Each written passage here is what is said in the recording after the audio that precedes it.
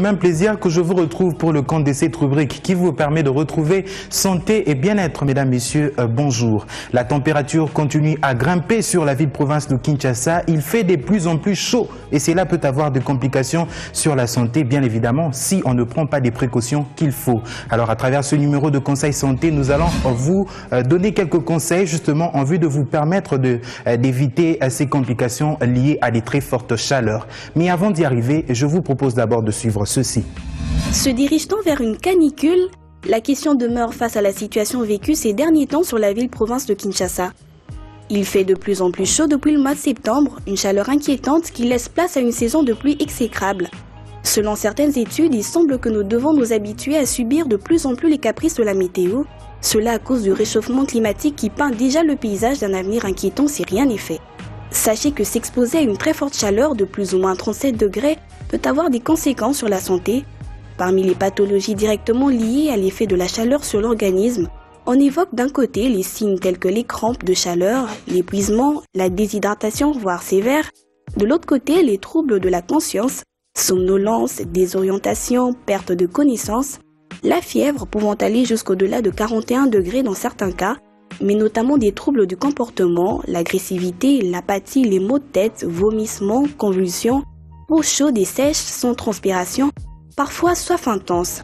À savoir également que parmi ces signes précités, il faudra mettre un accent particulier sur la déshydratation sévère dont on peut rechercher les symptômes en pinçant la peau sur la main pour les adultes et sur le ventre lorsqu'il s'agit d'un enfant.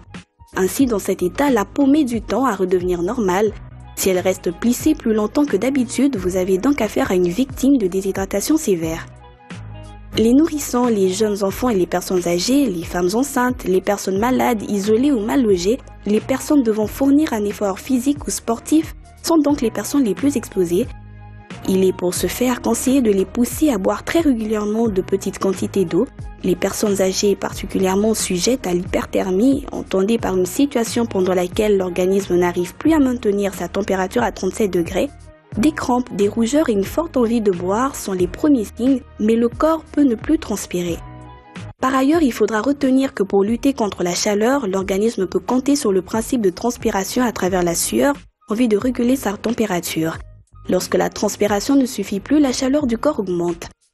Pour abaisser la température du corps et permettre sa régulation, il faut abaisser la température entourant la personne, pièce fraîche ou climatisée, augmenter l'apport en eau dans l'organisme, boire beaucoup de préférence et éviter de favoriser la perte de liquide et de sel, éviter de boire de l'alcool par exemple, éviter aussi les vêtements lourds et très colorés.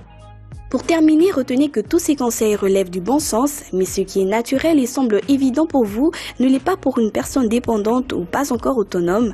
Nous faisons allusion aux personnes les plus vulnérables. Ces principes